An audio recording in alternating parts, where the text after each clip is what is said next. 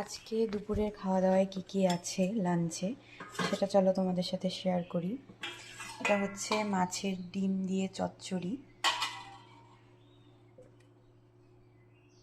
তারপরে আছে ছোট মাছের পাতলা করে ঝোল ধনেপাতা দিয়ে আলু বেগুন দিয়ে করা,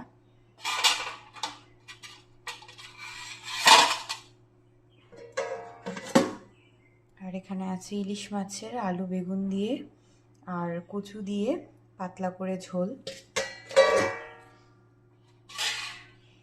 চলো আগে রেখে দিই এগুলো, আরও আছে দেখাচ্ছি।